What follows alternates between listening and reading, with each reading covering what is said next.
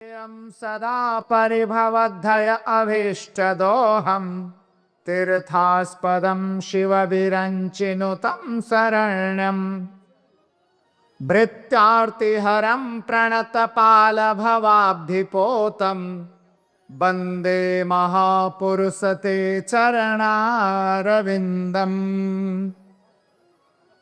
मौलो बाहुजुषे मनुज्ञ बपुषे पद्मोललश्चक्षुषे कालियाहिरुखे सलीलजनुषे नव्यावुवाहात्विके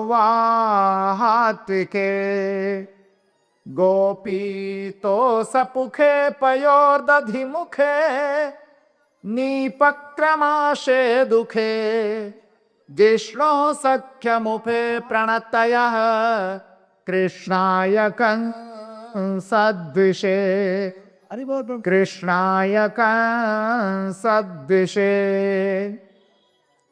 मायारंतरि पार्थ अंतरि सुरासोधाद्विषाहंतरि त्रासत्रातरि धर्मदातरि दयादानव्रतस्थातरि पदमाभरतरि पंचवाणपितरि क्षीराब्धिजामातरि स्वात्मोधोतरि भक्तमातरि मनोभूयात बलव्रातरि मनोभूयात बलव्रातरि। बोलिए वृंदावन विहारी लाल की, श्री भागवत भगवान की, श्री जगज्जननी जगदम्बा की, श्री शालिग्राम भगवान की, शिव परिवार की, श्री नारायणी मैया की, श्री गंगा महारानी की, समस्त ग्राम देवियों की, समस्त ग्राम देवताओं की, भक्त और भगवान की जय जय श्री राधे। सर्वप्रथम आप सभी को भगवत अनुरागी और भगवत चरणारविंदों में निरंतर ध्यानस्थ रहने वाले और धर्म की ध्वजा को सजलता और सरसता पूर्वक निरंतरता प्रदान करने की उत्सुकता रखने वाले धर्म भीरू प्रजा वर्ग, जो भी उपस्थित समूह है आप लोगों का, और जो भी हमें सुन रहे हैं इस भागवत जी के आश्रम से, सारे गांव नगर और समस्त जड़ चेतन सबको बहुत बहुत कोटिशः धन्यवाद कि आप लोगों ने अपने परिश्रम, अपने अनुराग पूर्वक, आग्रह पूर्वक अपने नगर में, अपने ग्राम देवी के स्थान पर, और वह भी पवित्र भगवती गंडकी नारायणी के पुनीत तट पर भगवान भागवत जी का आवाहन किया। आप लोगों ने आवाहन किया और पूरा जो है जन समूह निकला कलश यात्रा के लिए। बड़ा ही विहंगम दृश्य था, और जो लोग इसकी प्रेरणा देने वाले लोग हैं, जिन्होंने इसका मन में संधान किया कि हमें भागवत जी को पधराना है अपने नगर में, अपने गांव में, देवी के स्थान पर, और जन जन तक इस चर्चा को पहुंचाना है, ये भगवान का कार्य कहा जाता है। और भगवान का कार्य करने वाला निश्चित ही धन्यवाद का पात्र होता है। आप लोग भगवान को सुनने के लिए आए, सुबह से उत्साह बना हुआ है आप लोगों में, मैं देख रहा हूं। सुबह कलश यात्रा देखा हमने, और पुनः हम लोग पूरे दिन लगे रहे इस व्यवस्था को मूर्तिमान करने के लिए, और इस मूर्तिमान व्यवस्था को सायुज्य और सारूप्यता देने में आप लोगों का बहुत योगदान रहा। और बच्चों से लेकर वृद्ध जनों तक, श्रेष्ठ जनों तक, बालिकाओं से लेकर समस्त गृहिणी, माताएं, बहुएं, बच्चियां, सबको बहुत बहुत साधुवाद और धन्यवाद। आप सबने जो है वह कार्य किया जो बड़ा ही कठिन है, बड़ा ही दुर्लभ है।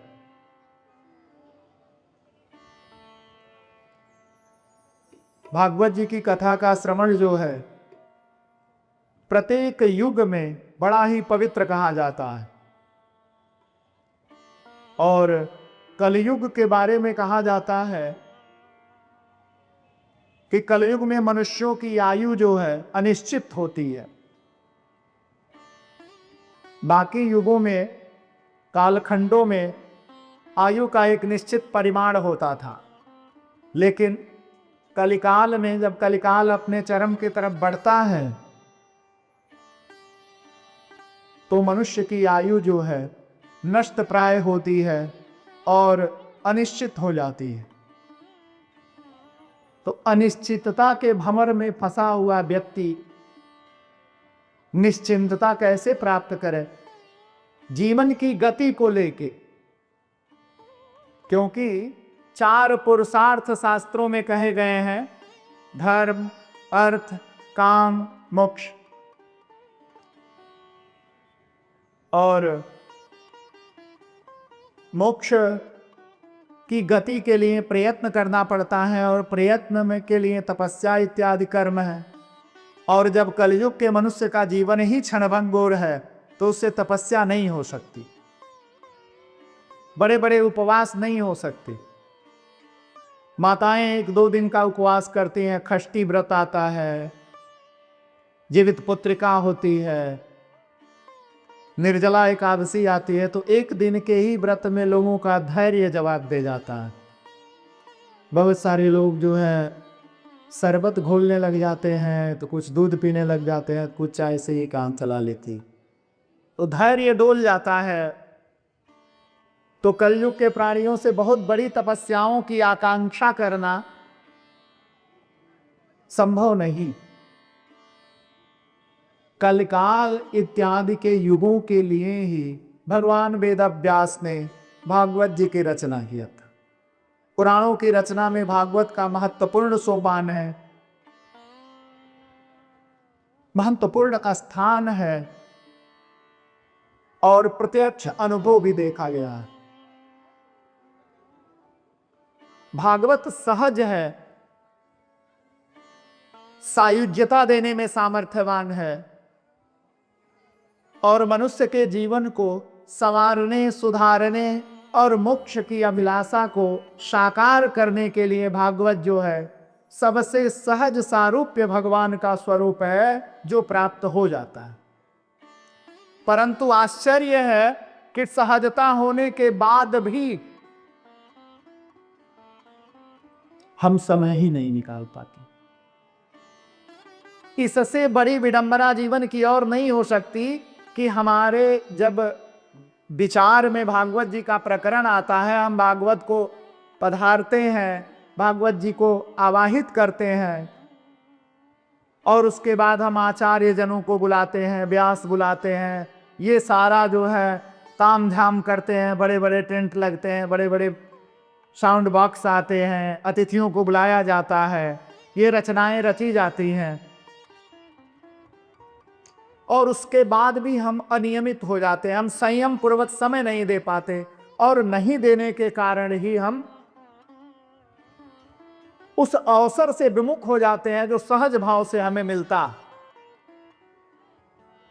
और कोई न कोई कारण बनता है, कोई माध्यम बनता है, और उस माध्यम में जो है सभी समायोजित हो जाते हैं, और समायोजित हो जाते हैं तो उन सबको उसका पुण्य का अवसर मिलता। भगवान समय समय पर अवतार धारण करते हैं। रामा अवतार में उनका सहयोग वानरों की सेना ने किया था, और आज तक हम लोग रामायण के माध्यम से या भगवान राम का चरित्र जब गाते हैं तो बिना वानरों की स्तुति किए जो है वह चरित्र पूरा नहीं होता। ब्रजमंडल में भगवान ने जो समय बिताया, भगवान ने गिरिराज जी को अपने अंगुली पर उठाया था, उठाया भगवान ने था, परंतु सहयोग समस्त ब्रजवासियों ने किया था। इसलिए भगवान का सायुज्य स्वरूप जो है वो भगवान गोवर्धन गिरिराज ही। आज भी उनकी परिक्रमा पूरी दुनिया करती रहती है और उनका जस गाया जाता है। ठीक उसी प्रकार भागवत जी में कोई कारण बनता है, कोई एक व्यक्ति भगवान का प्रतिनिधि बनता है और भागवत जी का आवाहन कराता है, और आवाहन कराने के बाद समस्त जनमानस सुनने के लिए आता है, और ऐसे अवसर को पा के भी जो लोग चूक गए तो न तो यह लोक सुधर पाता है न तो परलोक सुधर पाता है, दोनों स्थान बिगड़ जाते हैं। और हम लोग तो बड़े प्रसन्न हुए आके देखने के बाद। या तो बगल में ही भगवती नारायणी बहती हैं, और पद्म पुराण में और विष्णु पुराण में प्रसंग आता है कि जब नारद जी भगवान विष्णु के लोक में जाते हैं और जाके कहते हैं कि प्रभु कलिकाल इत्यादि युगों में आपसे मिलना हो तो हम कहां आएंगे? अगर हमारा मन किया कि हम पृथ्वी पर भ्रमण करने जा रहे हैं और कलयुग में आपसे मिलना हो तो हे नारायण हम आपसे कहां मिलेंगे? तो भगवान ने सहज भाव से कहा था कि नारद मुझसे मिलना हो तो गंडकी के तटों पर आ जाना, मैं वहीं निवास करता हूं। बोले नारायणी मैया की। इतना महात्मा है गंडक का। भगवान विष्णु गंडक के तटों पर ही निवास करते हैं। स्पष्ट पद्म पुराण, नारद पुराण इत्यादि में उल्लेख मिलता। शालिग्राम शिला के रूप में भगवान गंडक में ही पाए जाते हैं, और आश्चर्य है कि शालिग्राम शिला इस पूरे ब्रह्मांड में गंडकी नदी को छोड़ के और कहीं नहीं मिलती है। गंडक में ही शालिग्राम पाए जाते हैं, और शालिग्राम जी स्वयं भगवान नारायण के ही स्वरूप है। न उनका आवाहन करना होता है न उनका विसर्जन होता है।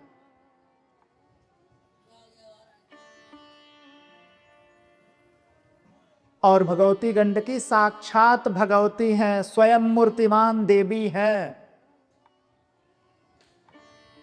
तो जो शास्त्रीय विधान बताए गए हैं, जो कहा गया है शास्त्रों में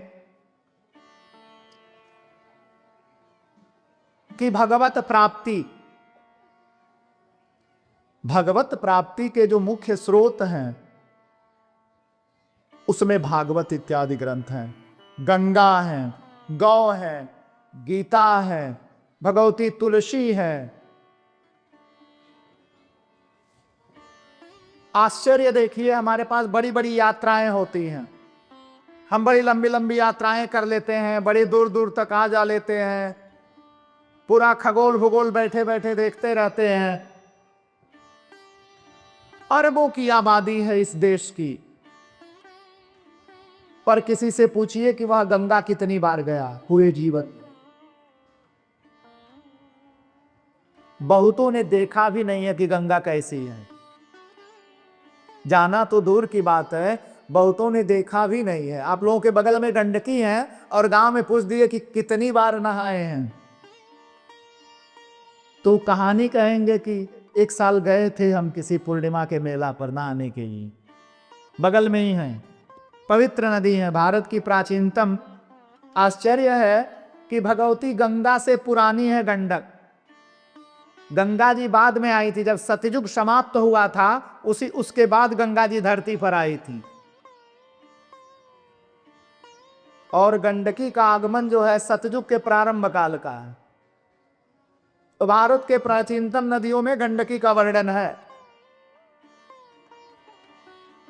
तो ऐसी पवित्र भूमि पर जन्म लिए हैं आप लोग, तो अपने स्वयं को पहचानो।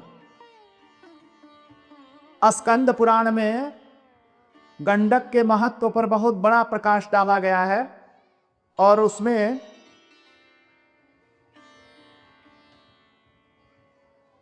हरिहर क्षेत्र का वर्णन आता है। हरिहर क्षेत्र कहा जाता है वर्तमान का सोनपुर। आपके बिहार में सोनपुर है, जहां गंडक गंगा में जाके मिल जाती है, उसे हरिहर क्षेत्र कहा जाता है।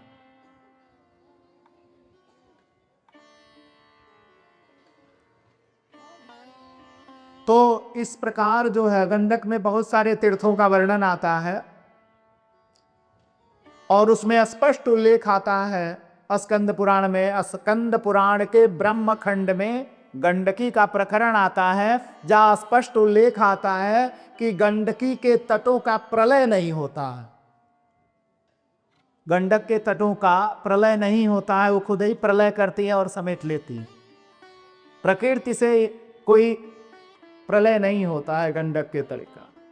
तो बहुत सारी विविधताएं हैं उनके तट पर हैं और उनको माध्यम बना के आप लोगों को भगवान भागवत को सुनाने के लिए हम लोग वृंदावन से चल के आए हैं। और सर्वप्रथम हम उन सभी लोगों को धन्यवाद करेंगे जिन्होंने कष्ट साध्य कार्य किया और जो दुर्लभ कार्य था उसे सुलभ कर दिया कि आप सभी लोग जो है भगवान जी को सुनने के लिए, भागवत जी को सुनने के लिए उपस्थित हुए हैं। और आप लोगों को जो कथा के परीक्षित हैं, जो कथा में पूजा पाठ कर रहे हैं, जो परीक्षित हैं, सपत्नीक उनको व्यासपीठ के सामने बैठना चाहिए। अपना गद्दा वगैरह सामने लगाओ, वहीं बैठो, ठीक है। कारण क्या है, महाभारत का युद्ध जब प्रारंभ हुआ था तो उसमें एक कथा आती है, महाभारत की कथा है।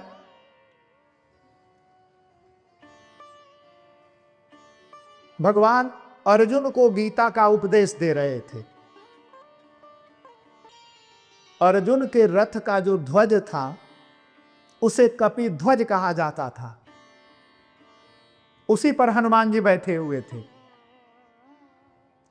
तो हनुमान जी उसी ध्वज पर बैठ के और भगवान को सुन रहे थे और भगवान अर्जुन को गीता का उपदेश दे रहे थे। आज के समय के अनुसार भगवान ने कुल 45 से 50 मिनट में गीता का उपदेश कर दिया था अर्जुन को, क्योंकि दोनों सेनाएं खड़ी थी, युद्ध का समय था, तो वहां बहुत लंबा उपदेश नहीं दिया जा सकता था। तो गीता में कुल 700 श्लोक हैं, 18 अध्याय हैं, मात्र 700 श्लोक हैं। और भगवान बोलने वाले थे, अर्जुन समझने वाले थे। तो भगवान ने गीता का उपदेश दिया।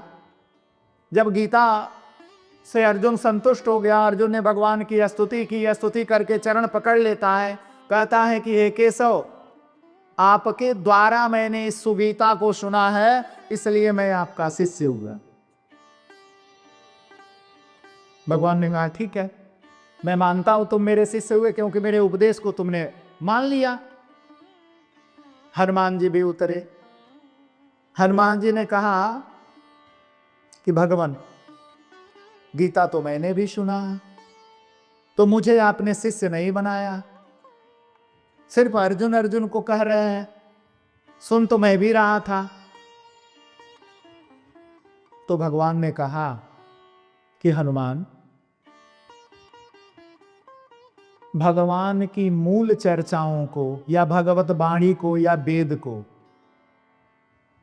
पीछे बैठ के सुनने वाले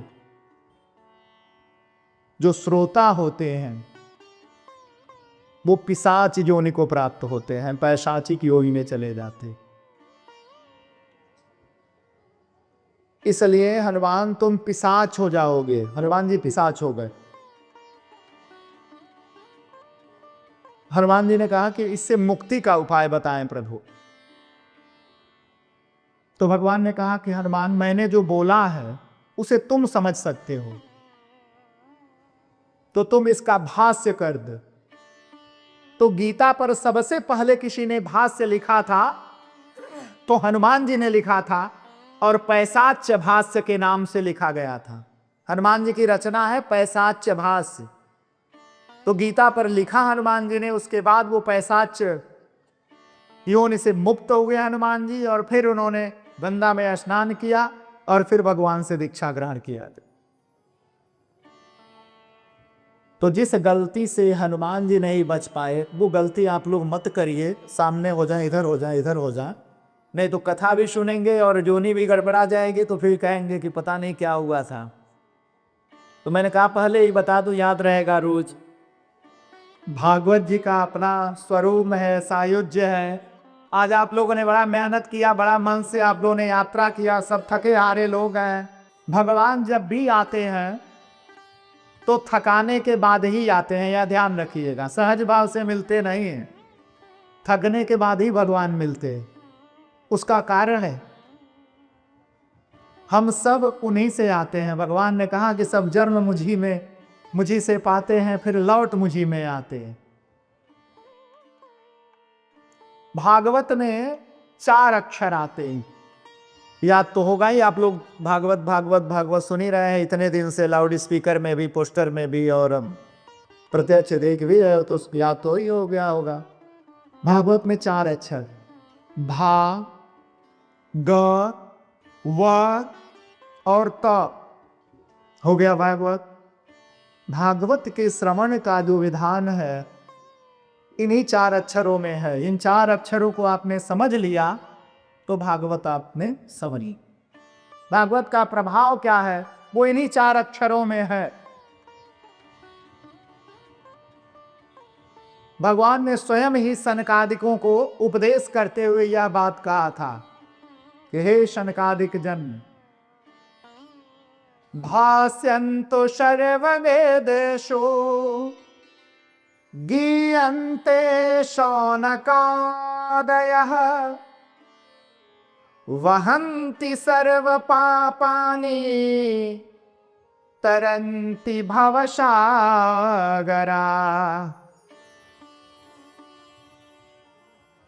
भास्यन्तु सर्ववेदेषु, जिसमें सारे वेदों का भाष्य निचोड़ के रख दिया गया हो वो भा।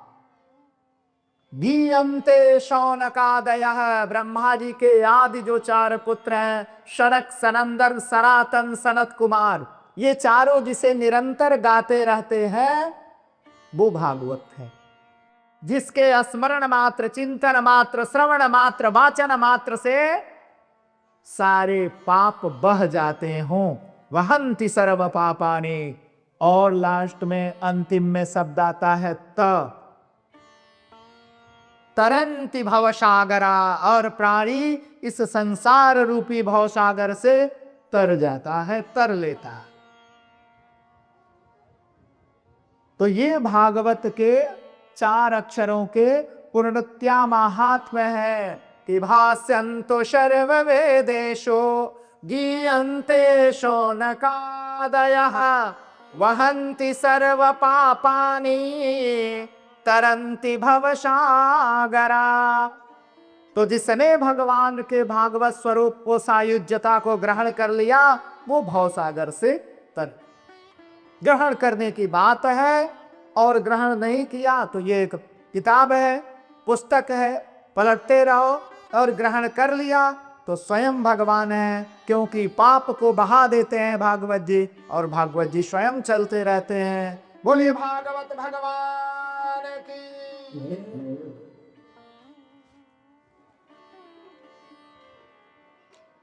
शब्द समझ में आ रहे हैं हमारे, आप लोगों को भी कठिनाई हो रही है?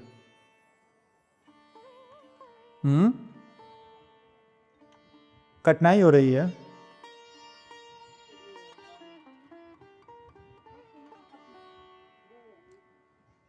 हर कार्य की एक योजना बनती है और योजना ही क्रियान्वित होती है, तो वो क्रिया ही जो है बाद में कारण बन जाती है। जिस तरह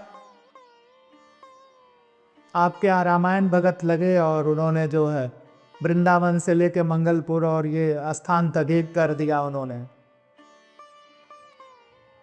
तो सबको जुटाना, सबके पास जाना, सबके श्रम को ग्रहण करना, और उनके जो प्रिय लोग हैं, जो श्रेष्ठ जन हैं, सब लोग लगे। भगवान स्वयं कराते, मनुष्य करता कम है, होता अधिक। ये सत्य है। तो उन्होंने जो है क्रिया सोचा और प्रभु ने चल के करा दिया, शुरू हो गया। उसी तरह से भागवत का जो मूल कारण है ऐसे ही बना था। भागवत में पहला श्लोक जो आता है वो कहता है महात्मा का, नैमिख सतमाशीनं विवाद्या महामतिं कथामृतं रसास्वादो कुशलं सौनको ब्रवीत। भारत में प्रसिद्ध प्रसिद्ध तीर्थ हैं। आपने सुना होगा, अभी प्रयागराज में कुंभ लगा था, हरिद्वार है, मथुरा है, अयोध्या है, काशी है, कांची है, उज्जैन है। इसी तरह से एक प्रसिद्ध तीर्थ है नैमिषारण्य। उत्तर प्रदेश की राजधानी है लखनऊ। लखनऊ से 60 किलोमीटर और आप जो है सीतापुर के तरफ बढ़ेंगे तो नैमिषारण्य आता है। नैमिषारण्य जो है सतयुग के प्रधान तीर्थों में से एक है। नैमिषारण्य को सतयुग का तीर्थ कहा जाता है और प्रधान तीर्थ है नैमिषारण्य। महाराज मनु ने तपस्या किया था वहां। और थोड़ा इन बच्चों को तो शांत कराओ, जो कार्यकर्ता गण हैं, इन बच्चों पर थोड़ा ध्यान दो।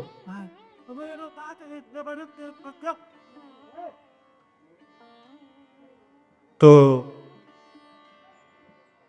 नैमिषारण्य में सभी संतों का समागम हुआ था, होता रहता है। अब भी बड़े बड़े संतों का जो है भगवत वार्ता, भगवान की चर्चा, सारी चीजें चलती रहती हैं।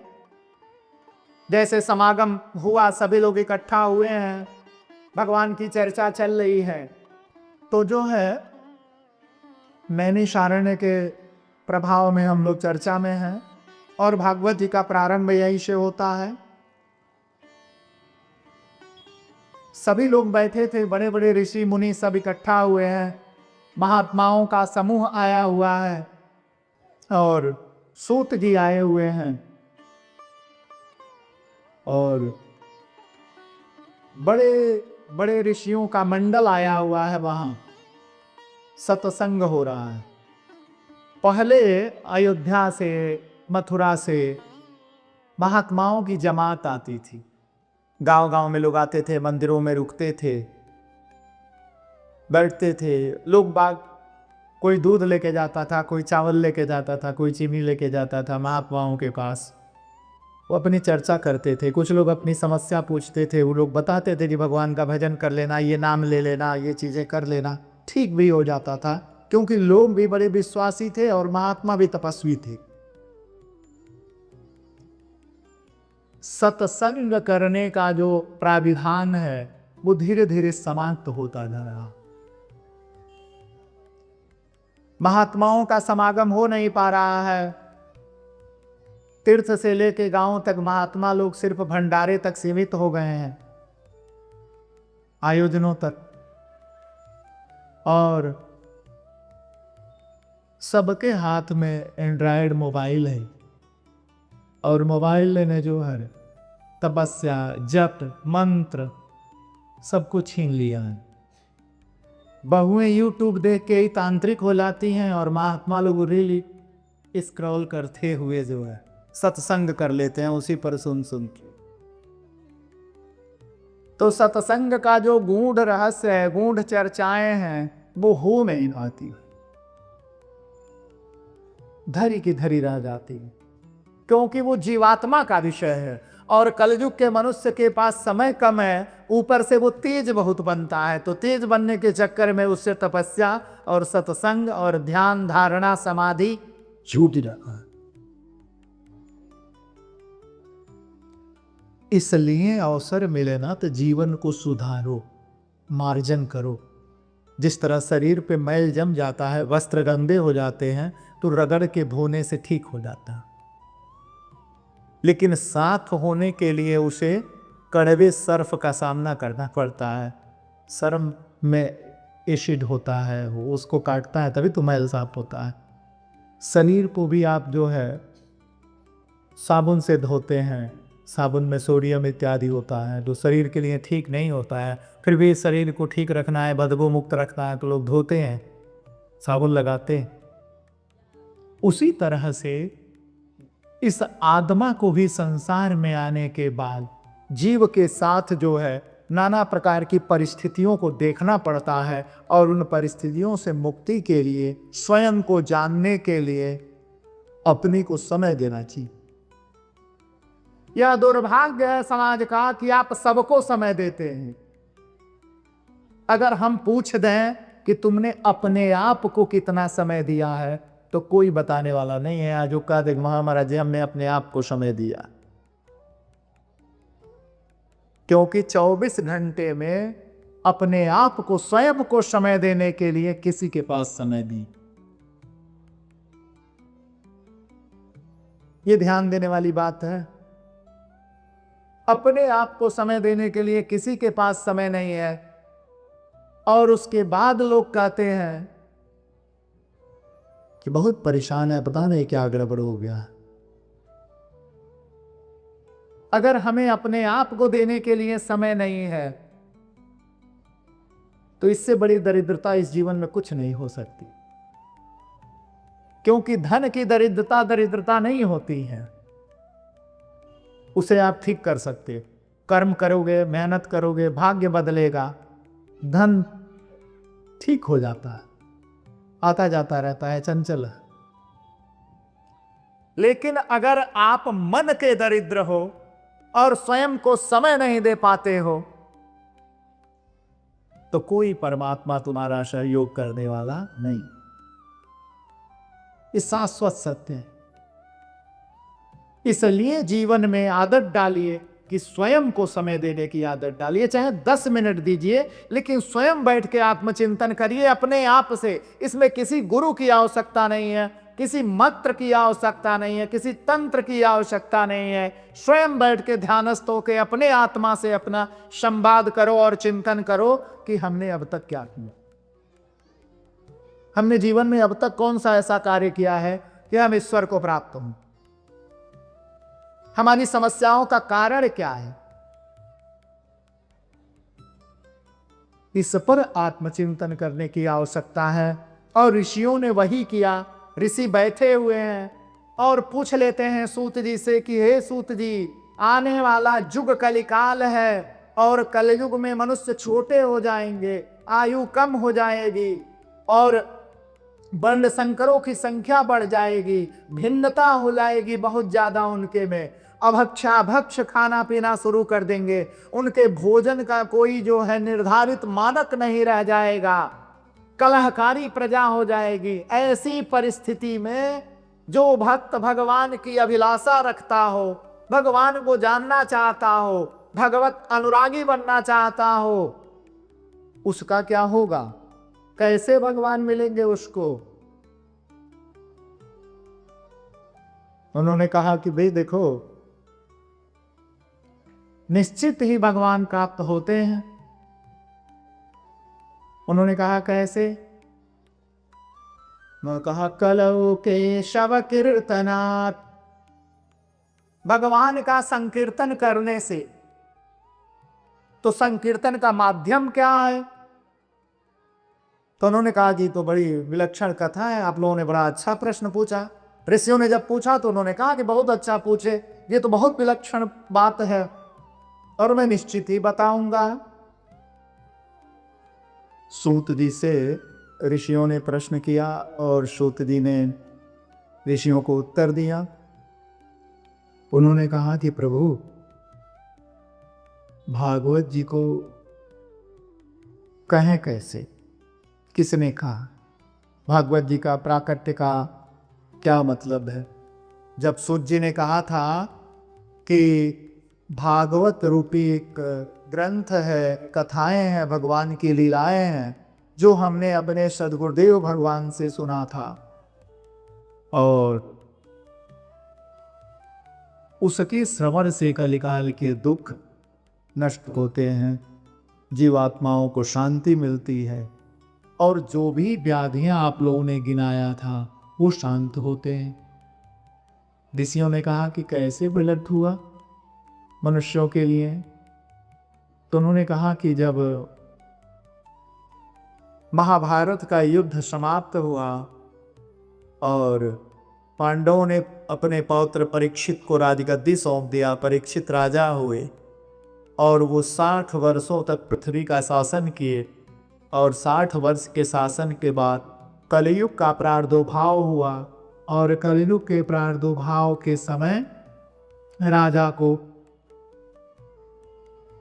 ऋषि कुमार के श्राप के कारण तक्षक नाग के दंश का श्राप प्राप्त हुआ और वो कारण बनता है। और जब राजा को पता लगता है कि मुझे निश्चित समयावधि में जीवन के 7 दिन व्यतीत होने के बाद तक्षक नाग मुझे डस लेगा और मेरा परलोक गमन हो जाएगा, तो राजा घबरा जाते हैं और राजा राज्य पाट त्याग कर वलकल वस्त्र धारण करते हैं, कुशा लेते हैं और गंगा के तटवर्ती प्रदेशों के तट पर पहुंच जाते हैं। राजा परीक्षित हस्तिनापुर से जहां गए थे, जब आप हरिद्वार कभी जाएंगे तो कनखल पड़ेगा, हरिद्वार से पहले कनखल पड़ता है और कनखल से पूरब जो है शुकताल नामक स्थान पड़ता है गंगा जी के तट पर। बिल्कुल उसी सुकताल में ही राजा परीक्षित को स्वामी सुखदेव जी ने भागवत की कथा सुनाई थी। तो आप लोग भी पवित्र गंडकी के तट पे ही हैं और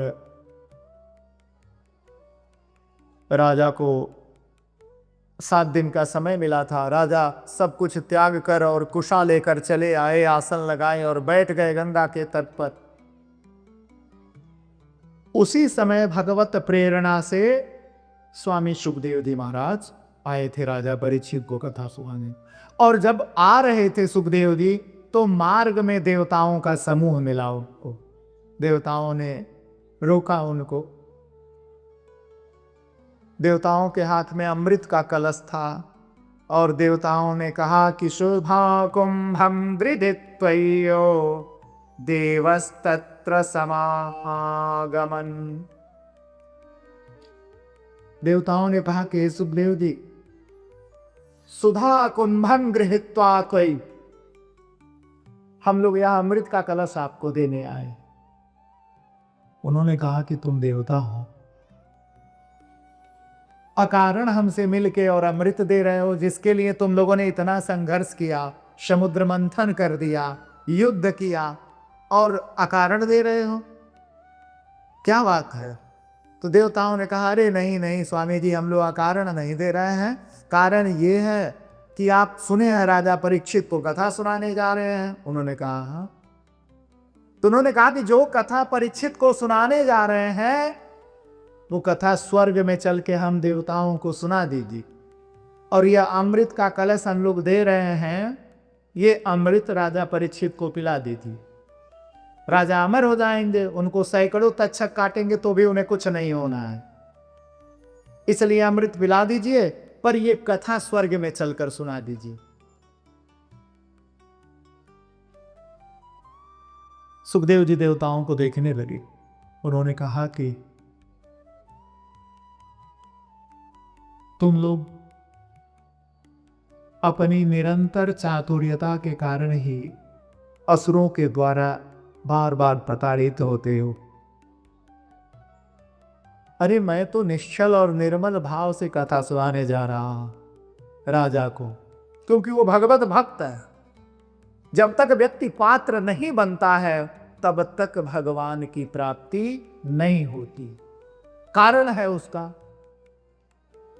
जब तक आप बर्तन को साफ नहीं करोगे तब तक उसमें भोजन नहीं डालोगे, और जूठे पात्र में अगर भोजन डाल दिए तो भोजन कितना हो अच्छा होगा, सुंदर होगा, परंतु वह जूठा ही कहा जाएगा। अगर पात्र स्वच्छ है, साफ सुथरा है, तो भोजन की स्वच्छता भी बनी रहेगी। इसलिए जीवन में ईश्वर का कार्य हो तो निश्चल और निर्मल मन से रहिए, क्योंकि बिना निर्मलता के, बिना स्वच्छता के ईश्वर की प्राप्ति ही नहीं होती। जबकि भगवान ने बड़ा सहज भाव से कहा है, साफ साफ कहा था उन्होंने सुग्रीव को समझाते हुए, सन्मुख हो ही जीव मोहि जबहि, सन्मुख हो ही जीव मोहि जबहि, जन्म कोटि अघनाशन अबहे। भगवान ने घोषणा कर रखा है साफ साफ कि मेरे सन्मुख जब आते हो, मेरे नेत्रों से नेत्र जब मिलाते हो, सन्मुख हो ही जीव मोहि जबहि, जन्म कोटि अघनाशय सबहि। उनका एक जन्म का नहीं, मेरे सम्मुख जब आते हो तो करोड़ों जन्मों का पाप नष्ट कर देता है। ये भगवान की घोषणा है, और जो भगवान का से वो झूठा हो ही नहीं सकता। मैंने इसीलिए कहा कि अपने को स्वयं को समय दीजिए और पूछिए कि क्या हम आपसे मिलने लायक हो चुके हैं। और जब तक आप पात्र नहीं बनते हैं तब तक ईश्वर की प्राप्ति नहीं होती है। और ईश्वर की प्राप्ति में पात्रता का चयन एक संबंध से बनता है। आप भोजन भी करते हैं तो चम्मच की अलग संज्ञा है। चम्मच में आप दाल नहीं परोस सकते, चम्मच में दाल नहीं रखोगे। और छोटी कटोरी हो जिसमें सब्जी डालते हो, उसमें चावल नहीं डाल पाओगे। अर्थात वो पात्र है, कोई छोटा है कोई बड़ा है। गिलास में पानी पीने के लिए देते हैं, बाल्टी थोड़ी पकड़ा देंगे कि लो पी लो। हर पात्र का अपना महत्व है जीवन में, कोई छोटा है कोई बड़ा है। लेकिन अगर किसी के थाली में थोड़ी सी चीज देनी है, घी देनी है, चटनी देनी है, कोई व्यंजन देना है, तो वहां चम्मच ही काम आएगा। प्रत्येक पात्र का संबंध है और भोजन की थाली में पात्रों का संबंध है, तो ईश्वर से भी हमारा कोई न कोई संबंध होगा। और बिना संबंध बनाए अगर ईश्वर की प्राप्ति कोई सोचता है तो वो मूर्ख है, असंभव है, मतलब ही नहीं है कि होगा। क्योंकि भागवत में ही यह प्रकरण है और स्पष्ट भगवान ने उद्धव को निर्देश करते हुए कहा था कि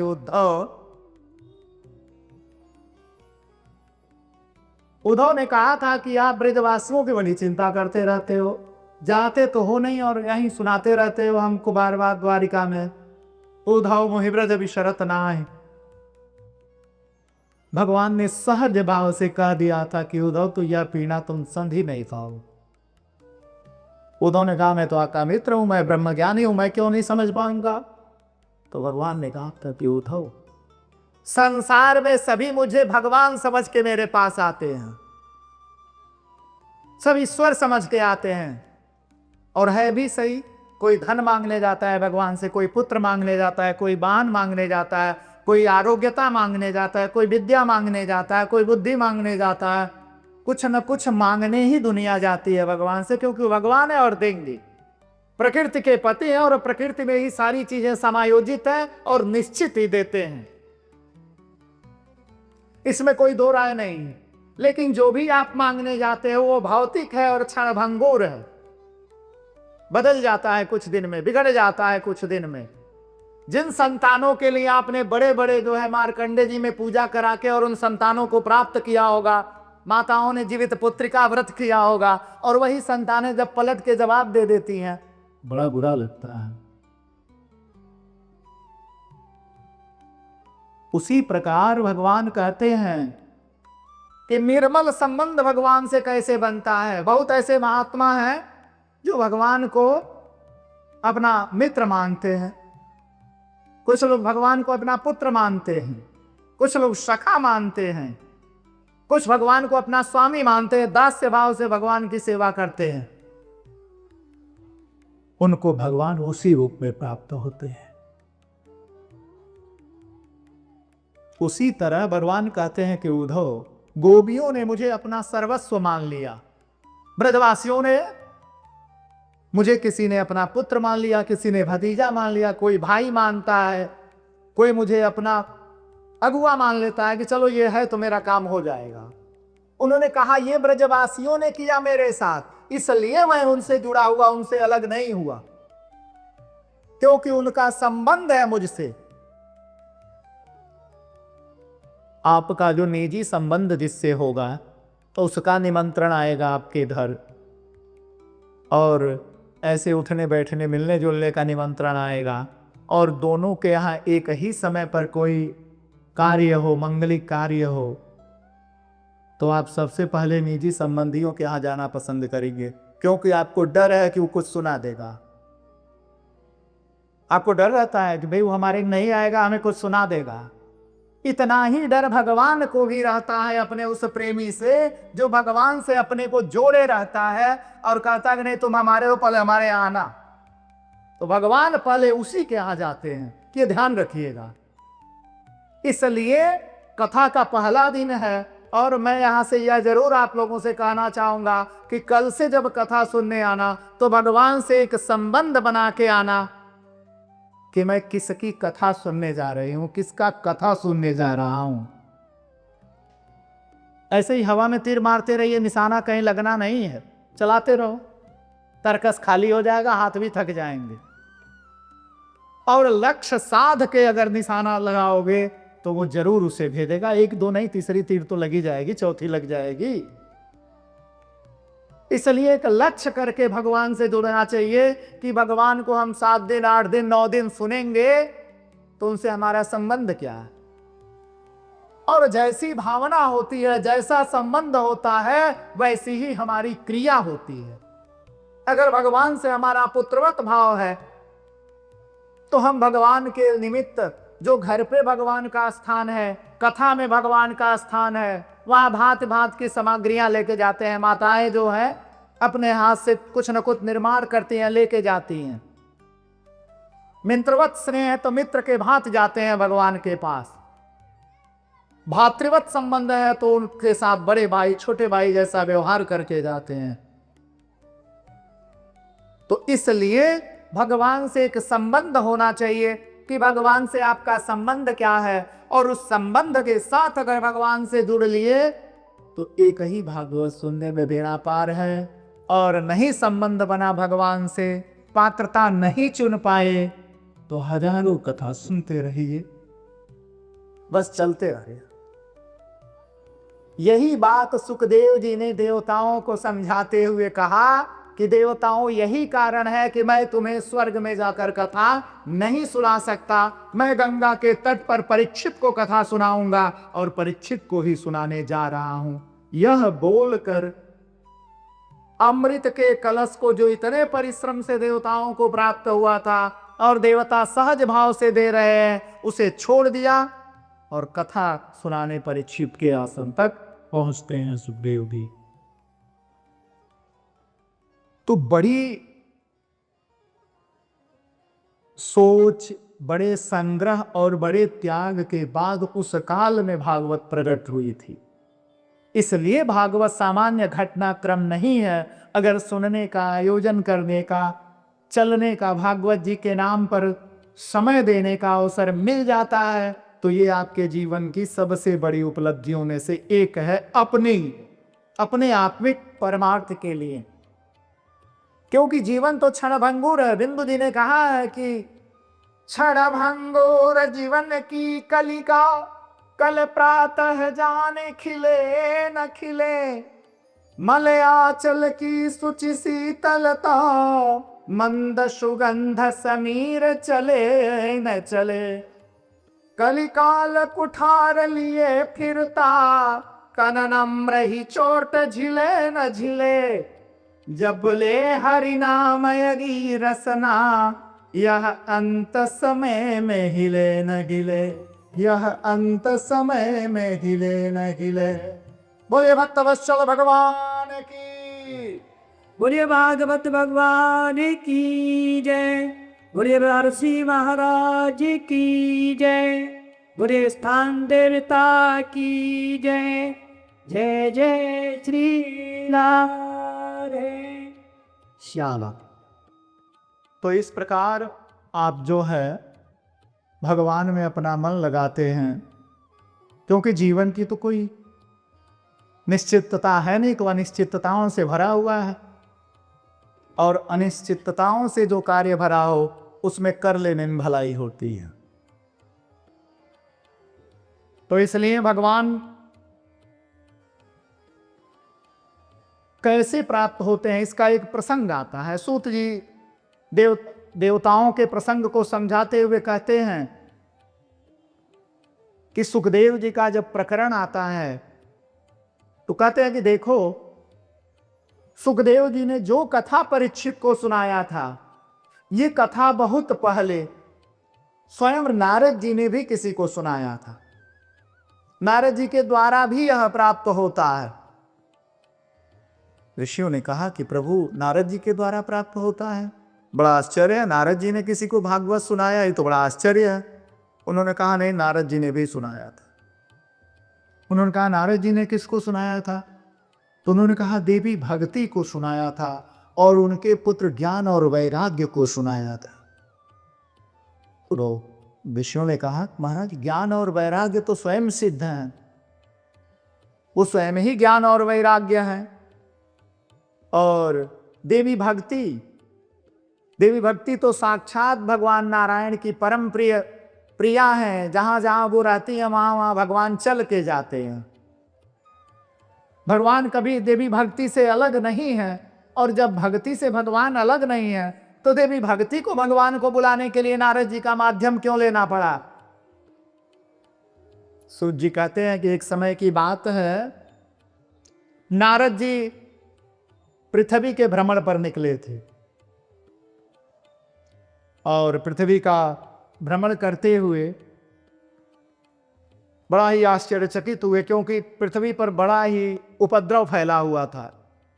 प्रजा में अंतर्द्वंद था, घरों में कलह था, रुग्ण प्रजा थी, वैद्यों का अभाव हो रहा था, इतने ज्यादा लोग जो है रोगी थे, बीमार थे। कलिदावानलेनाध्यम साधनम भस्मनागताः। कलयुग का प्रभाव इतना ज्यादा प्रकट हो रहा था कि निरंतर सारे जो साधन हैं वो भस्मीभूत हो रहे थे, नष्ट हो रहे थे, और प्रजा की पीड़ा देखा नहीं जाता है नारद जी को। और नारद जी घूमते घूमते जो है मथुरा मंडल में प्रवेश करते हैं, और मथुरा मंडल में जब प्रवेश करते हैं तो भगवान नारद के मन में आता है कि चलो आज प्रभु की लीला स्थलियों को घूम लेता हूँ, देखूं भगवान की लीला स्थलियों की क्या स्थिति है। तो जब वृंदावन के तरफ बढ़ते हैं और जमुना जी के तट पर जब पहुंचते हैं तो वहां बड़ी आश्चर्यजनक स्थिति देखते हैं कि एक दिव्य स्त्री जो है 16 वर्ष की जिसकी आयु है, और वो खड़ी है, रो रही है, उसके शरीर से तेज निकल रहा है, सुंदर वस्त्र हैं उसके शरीर पर, गले में तुलसी के मंजरी के फूलों की माला है, और श्रृंगार से ओतप्रोत है, और 24 उतनी ही सुंदर कन्याएं खड़ी होके उसे जो है पंखा कर रही हैं, समझा रही हैं उसको, परंतु वो समझ नहीं रही है, रोती चली जा रही है। और उसके आगे 2 वृद्ध चेष्टा वाले पुरुष सोए हुए हैं। नारद जी ने कहा यार ये तो बड़ा आश्चर्य की बात है, क्या हो गया यहाँ, चलो देखते हैं। नारद जी उतरे। नारद जी आकाश मार्ग से घूम रहे थे, नारद जी नीचे उतरे तो उनको देखे, तो नारद जी को लगा कि ये मरे तो नहीं हैं, सांसें चल रही हैं इनकी, परंतु ये अचेत हैं, मूर्छित हैं। नारद जी ने कौतूहल बस पूछा कि देवी तुम कौन हो, यहां वृंदावन में इस तरह खड़ी हो और दुखी हो, तो भगवान की लीला भूमि है, तुम्हारी पीड़ा क्या है, तुम इतनी दुखी हो? ये कन्याएं कौन है जो तुम्हें घेर के खड़ी हैं? और सबसे बड़ा आश्चर्य है, ये मरणासन्न अवस्था में मूर्छित पड़े हुए दोनों कौन है तुम्हारे? क्या इनके लिए शोक कर रही हो?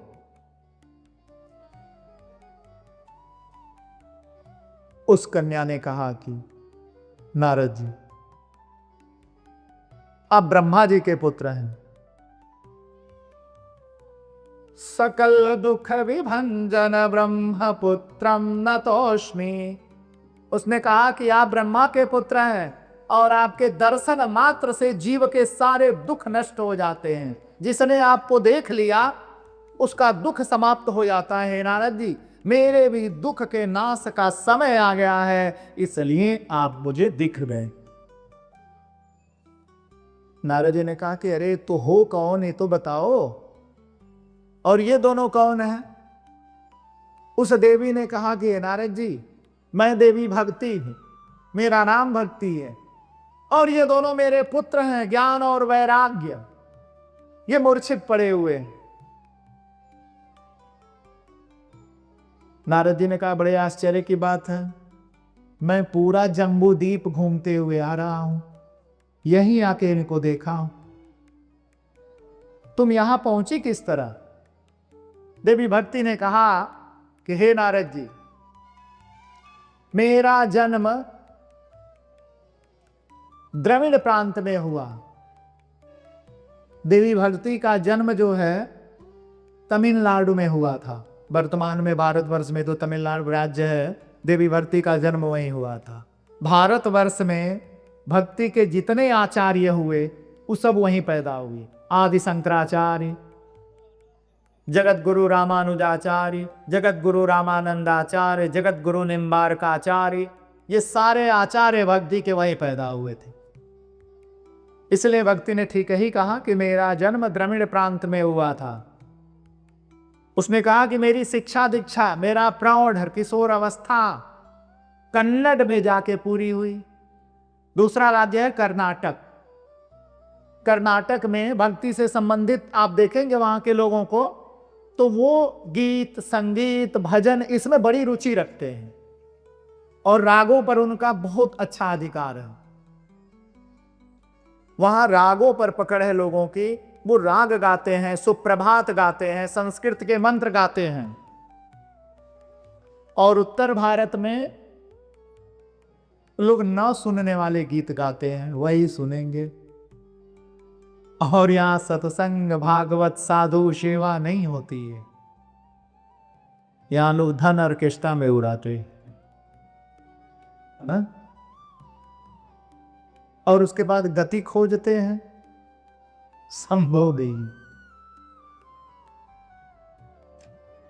तो देवी भक्ति कहती हैं कि मेरा किशोर वय अवस्था जो है वो कन्नड़ में पूरी हुई। और हे नारद जी, मैं जब महाराष्ट्र में आई तो वहां मैं युवा हो गई, युवती हो गई। आश्चर्य है, महाराष्ट्र में सबसे ज्यादा भक्ति के सूत्र पाए जाते हैं और भगवान के वो भक्त महाराष्ट्र में हुए। अभी 100-200 साल तक पहले ऐसे ऐसे भक्त हुए जिन्होंने भगवान को उतार दिया धरती पर। आज भी महाराष्ट्र का सबसे प्रसिद्ध जो तीर्थ है वो पंढरपुर है, जहां भगवान पुंडरीक निवास करते हैं। भगवान विठल के नाम से उनकी पूजा होती है महाराष्ट्र में। तुकाराम, नामदेव, नरसिंह मेहता, ये सारे भक्त जो हैं महाराष्ट्र के ही। कहती है देवी भक्ति कि हे नारद जी, महाराष्ट्र में मैं युवा थी, परंतु जब मैं गुर्जर में पहुंची, वर्तमान का गुजरात और राजस्थान, तो मैं वृद्ध हो गई, मैं वृद्धावस्था को प्राप्त हो गई। मेरी संतानें चिंतित हो गईं। मेरे ये दोनों पुत्र मुझे लेकर घूमते घूमते जो है मथुरापुरी में आए। फिर मैं अपने स्वामी भगवान श्री कृष्णचंद्र की लीला भूमि वृंदावन को घूमते हुए जमुना के तट पर आई, और यहां आई तो मैं युवा हो गई, मैं युवती हो गई। जैसी दिख रही हूं ऐसी ही हूं हे नारद जी, परंतु मेरे पुत्र जड़ हो गए। नारद जी ने कहा, अरे तो बड़ा आश्चर्य है, ऐसा कैसे हुआ? घटते जरठा माता तरुणो यो तन्मायति। नारद जी ने कहा, ये तो बड़ा आश्चर्य है, तो उल्टा हो गई सृष्टियां कि माता युवा हो गई और पुत्र जो है जरठ अर्थात वृद्ध होकर मूर्छित हो गए। बड़ा आश्चर्य है। देवी भक्ति ने कहा कि नारद जी, मैं भक्ति हूं, ये मेरे दोनों पुत्र हैं, और ये जो मेरे आसपास जो ये 24 कन्याओं को देख रहे हैं, ये 24 महानदियां हैं। भारतवर्ष में हजारों नदियां हैं, पर 24 महानदियां हैं जिनका नाम लेने, जिनके में स्नान करने से मनुष्य जो है पाप मुक्त होता है। ये 24 नदियां हैं। तो कहती हैं ये 24 नदियां हैं, और इसमें ये गंगा है, ये यमुना है, ये सरस्वती है, ये रेवा है। तो इस तरह सबका नाम गिनाती चली जाती हैं देवी भक्ति, और कहती हैं कि भक्ति के स्थानों में नदियां भी हैं, क्योंकि नदी में जाते हैं तो स्नान करते हैं, स्नान से शांति मिलती है, तो शांति के बाद हम दान करते हैं, सत्संग सुनते हैं, भगवान का आश्रय लेते हैं, तो भक्ति उत्पन्न होती है। संसर्गे आवत दोष गुणा भवन्तः, जैसी संगति में बैठिएगा वैसा ही गुण और दोष उत्पन्न होगा। अच्छी संगति में बैठोगे तो वहां अच्छी चीजें मिलेंगी, बुरी संगति में बैठोगे तो वहां बुराई मिलेगी। तो इसलिए जो है देवी भक्ति कहते हैं ये 24 महानदियां हैं नारद जी, जो मेरे आश्रित हैं, ये मेरी सेवा में उपस्थित हुई है, मुझे समझा रही हैं, और मैं अपने पुत्रों को दुख को लेके रो रही हूं, और आप दिख गए हैं तो मेरा दुख दूर करिए। कैसे होगा? नारद जी ने कहा कि देवी देखो, और मुझे ज्यादा पता तो है, भगवान से मिलने गए थे तो भगवान ने मुझे समझाते हुए कहा था कि हे नारद, जत फलम नास्ति तपसा न योगेन समाधिनाम तत फलम लभते सम्यक कलौ केशव कीर्तनात्। उन्होंने कहा कि हे देवी, जो पुण्य मनुष्यों को सतयुग में तपस्या करने थे, समाधि लगाने से, त्रेता में बड़े बड़े यज्ञ करने से, द्वापर में दान करने से नहीं प्राप्त हो पाया, वो कलयुग में भगवान के कीर्तन करने से ही प्राप्त हो जाता है। देवी भक्ति ने कहा तो कुछ भी करके जो है मेरे बच्चों को ठीक कर दीजिए।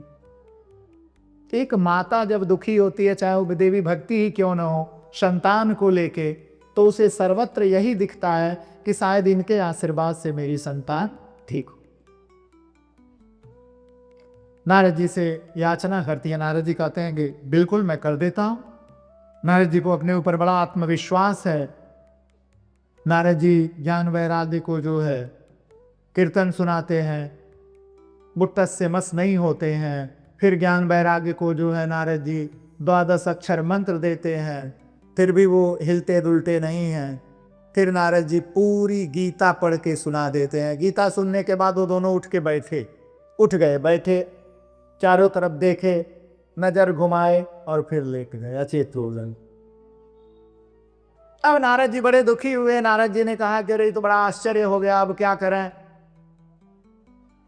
और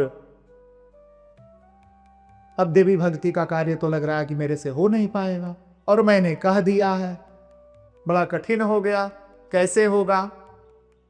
तो जो है नारद जी कहते हैं कि देवी तुम यहीं रहो, मैं नारद हूं, मैं पूरा का पूरा प्रयास करूंगा, प्रयत्न करूंगा कि तुम्हारे बच्चों को ठीक कर दो। मेरी जो बुद्धि थी, जो बल था, वो लगा दिया, ये नहीं ठीक थी, अब मैं और कुछ देखता हूं। नारद जी वहां से बद्रिकाश्रम जाते हैं, और बद्रिकाश्रम में बैठ के भगवान वेदव्यास से, समस्त ऋषियों से, जाबाल इत्यादि महात्माओं से पूछते हैं। कोई उत्तर नहीं देता है। सब कहते हैं आप तो नारद जी, आपसे बढ़िया कौन जानेगा, और जब आपसे बढ़िया कोई नहीं जानेगा तो आपको कौन उपदेश करेगा कि हम बता देते हैं मंत्र जाके पढ़ दीजिए। नारद जी ने कहा यार कुछ तो बताओ तुम लोग, तो गीता सुना दो। नारद जी ने कहा कर दिया, तो मंत्र तो कर दिया, कीर्तन तो कर दिया। उन्होंने कहा तब हम लोग क्या बताएं नारद जी। नारद जी ने कहा कि अब मैं भगवान की ही तपस्या कर लेता हूं, वही बताएंगे। नारद जी आए, और नारद जी ने अपना पीताम्बर रखा बद्रिकाश्रम में, नर नारायण पर्वत के मध्य में, और वहीं शिला पर बैठ के भगवान का ध्यान कर लिया। नारद जी कुछ घड़ी ध्यान कर ही रहे थे, तब तक नारद जी के बड़े भाई सनक, सनंदन, सनातन, सनत कुमार चारों भाई आकाश मार्ग से आ रहे थे बद्रीनाथ के तरफ। और जब बद्रिकाश्रम के तरफ आ रहे थे तो उन्होंने कहा, करे ये तो नारद है अपना, क्या कर रहा है यहाँ? और ये इस तरह समाधि में बैठा है, जबकि यह तो समाधि तपस्या में बैठता नहीं है, चलता रहता है। इसके साथ ऐसा क्या हो गया? चलो चलो देखते हैं, किसी कष्ट या किसी संकट में तो नहीं है। किसी ने कहा कि इन्हें तो कोई संकट होना नहीं है। तो किसी भाई ने कहा कि नहीं नहीं, चलो चारों चलते हैं, पूछते हैं। उतर गए चारों लोग, नारद जी का नाम पुकारा तो नारद जी की आंख खुल गई। नारद जी ने देखा कि चारों भाई हमारे सामने खड़े हैं। नारद जी लेट गए, चारों भाइयों को प्रणाम किए, आशीर्वाद दिया भाइयों ने। उन्होंने कहा, क्या बात है, काहे ले परेशान? नारद जी ने कहा कि भैया ऐसी ऐसी बात, देवी भक्ति के पुत्र हैं ज्ञान वैराग्य, और वो वृद्ध चेष्टा को प्राप्त हो गए हैं, ठीक नहीं हो गए हैं, मुझे उपाय बता दी। उन चारों ने कहा, तू इतना परेशान क्यों है? पहले हम लोगों को याद कर लिया होता। अपनों को व्यक्ति अंतिम में याद करता है, पहले इधर उधर ही आप मुंह पैर मारता है, जब थक लेता है तब ना अपनों की तरफ बढ़ता है। तो इसलिए जो है नारद जी सुनाते हैं, चारों जनों ने कहा कि तुम उसे भागवत का उपदेश कर दो। नारद जी ने कहा, मुझे पता ही नहीं है भागवत क्या है। तो उन्होंने कहा, ठीक है, हम चारों तुझे बताते हैं। तो चारों भाइयों ने नारद जी को भागवत का उपदेश कर दिया। तो भागवत में कुल 4 ही श्लोक आते हैं, इसीलिए भागवत में 4 ही अक्षर हैं, क्योंकि उन चारों ने ही उपदेश किया था नारद जी को, इसलिए भागवत में 4 ही अक्षर। और नारद जी ने उपदेश कर दिया, नारद जी को उपदेश कर दिया चारों भाइयों ने। अपने चारों भाइयों को नारद जी ने धन्यवाद किया और लौट कर आए वृंदावन। नारद जी, देवी भक्ति प्रतीक्षा कर रही थी, नारद जी को देखते ही बड़ा प्रसन्न होती हैं। और नारद जी कहते हैं कि अब जो है मैं तुम्हें भगवान की दिव्य लीलात्मक कथा सुनाने जा रहा हूं, और उसी से इनके दोष समाप्त होंगे। और नारद जी ने जो है तुरंत आसन लगाया, देवी भक्ति को श्रोता बनाया, श्रोता बना के बैठाया। प्रधान श्रोता का बहुत महत्व होता है, चूंकि कथा उसी को लक्ष्य करके कही जाती है। तो देवी भक्ति जो है बैठती हैं, और उनकी भक्ति बैठी हुई है, तो इसलिए जो है देवी भक्ति बैठी हुई थी कथा सुनने के लिए। और नारद जी जो है वक्ता के पद पर आसीन होते हैं। ऋषियों को पता लगता है कि नारद जी वृंदावन में देवी भक्ति को कथा सुनाने जा रहे हैं, इसलिए सारे ऋषि, हजारों की संख्या में ऋषियों की मंडली जो है कथा सुनने अपने आप पहुंच जाती है। क्योंकि कथा प्रवाह है, इसलिए स्वयं चल के जाना चाहिए, किसी के निमंत्रण और किसी के बुलाने की प्रतीक्षा मत करिए। स्वयं जाने का विषय है, क्योंकि स्वयं जाने से जो प्राप्त हो जाएगा वो बुला कर जाने पर प्राप्त नहीं होता। इसलिए स्वयं चल के जाना चाहिए, क्योंकि आप भगवान के प्रति जा रहे हो, और भगवान के प्रति जा रहे हो तो भगवान आपके अपने हैं, इसलिए जाना चाहिए। सभी ऋषि मुनि आ गए, भर गया जमुना का तट, और नारद जी ने पूरी कथा सुनाई। और जब भागवत जी का पूरा जो है कथा पूरा होता है, तो ज्ञानम प्रबुद्धयाम शीघ्रम रे रे वैराग्य प्रबुद्धयेत। सबसे पहले ज्ञान उठ के बैठ गए, और फिर वैराग्य ही उठ के बैठ गए। और उठ के बैठ जाते हैं, और बैठते ही जो है उस सभा में जब जो ही कथा नारद जी की पूरी होती है देवी भक्ति के द्वारा, तो ही भगवान जो है अपने पार्षदों सहित उस जमुना के तट पर प्रकट हो जाते हैं। बोलिए भक्तवत्सल भगवान की जय। सदा सेव्या श्रीमद् भागवती कथा, जस्या श्रवण मात्रेण हरिश्चित्तं समाधायते। समाश्रयेत्। और पार्षद कहते हैं कि यह भगवान की गाथा सदा सुनने योग्य है, सदा सुनने योग्य है, क्योंकि भागवत के श्रवण से ही भगवान हरि मनुष्य के चित्त में प्रवेश करते हैं। हरि चित्तम समाश्रयेत्। और उसका कारण ये है कि भगवान आंखों से प्राप्त नहीं होते, हाथ से प्राप्त नहीं होते, पैर से प्राप्त नहीं होते, भगवान कानों से प्राप्त होते हैं, ये ध्यान रखना। इसलिए श्रवणम, प्रथम भक्ति में श्रवण सत्संग आया है। गोस्वामी दास जी ने भी लिखा है कि प्रथम भक्ति संतन कर संगा, दूसर रति मम कथा प्रसंगा। ये भगवान का वाक्य है। तो श्रवणम, श्रवण इंद्रिय कान, और कान के माध्यम से जो सबसे तेजी से, कानों के सुनने से आपकी सबसे तेजी से जो प्रतिक्रिया होती है वो हृदय। हृदय सबसे ज्यादा उथल पुथल मचाता है जब कान कुछ उल्टा सुन ले तो और सीधा सुन ले तो। और हृदय में परमात्मा का निवास है। बसति प्राणिनां हृदये सा वासुदेवः। समस्त प्राणियों के हृदय में बसो रूप से, प्राण रूप से निवास करने के कारण ही उस परमात्मा को वासुदेव कहा जाता है। इसलिए भगवान का नाम वासुदेव है, क्योंकि वही समस्त प्राणियों में चेष्टा रूप में निवास करते हैं और वही अपने पार्षदों के साथ उपस्थित हुए हैं। और इसलिए कान उनके प्रवेश का प्रमुख द्वार है।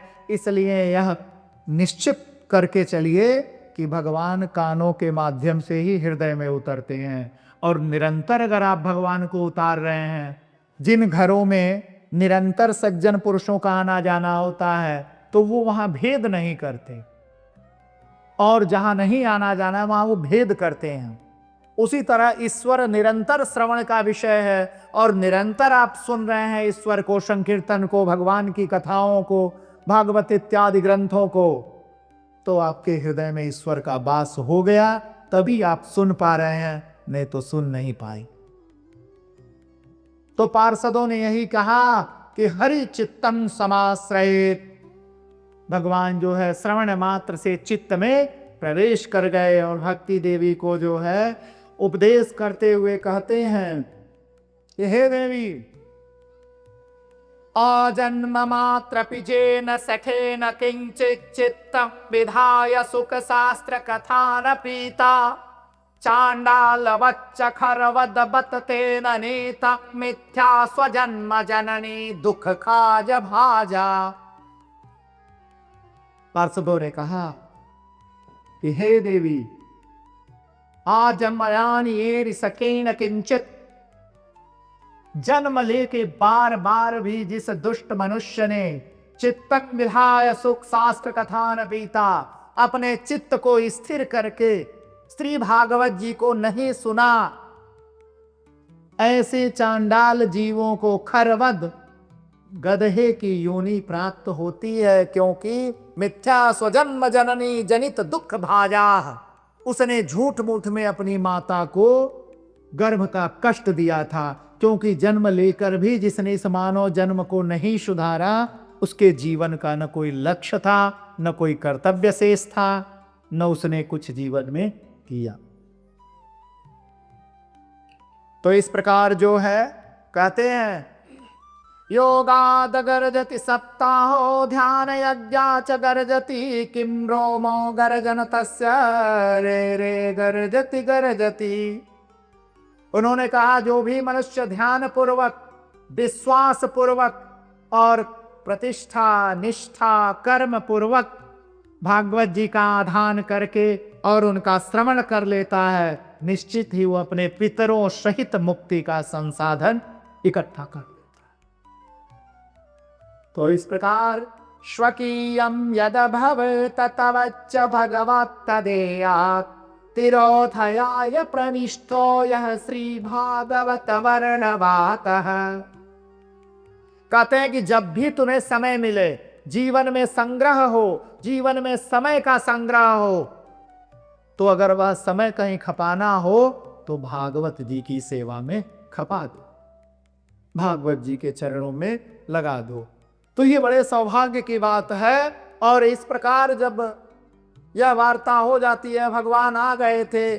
भक्ति सुतौ तौ तरुणौ गृहीत्वा प्रेमैक रूपा सहसावराशे श्री कृष्ण गोविंद हरे मुरारे नाथेति नामानि मुहुरा वदन्ति। इस प्रकार भगवान को देखने के लिए देवी भक्ति के दोनों पुत्र, जो ज्ञान और वैराग्य है, वे खड़े हो गए और भगवान की स्तुति करने लगते हैं, भगवान की जय जयकार होती है। तो ये भागवत के प्रथम महात्म्य का यह प्रकरण है।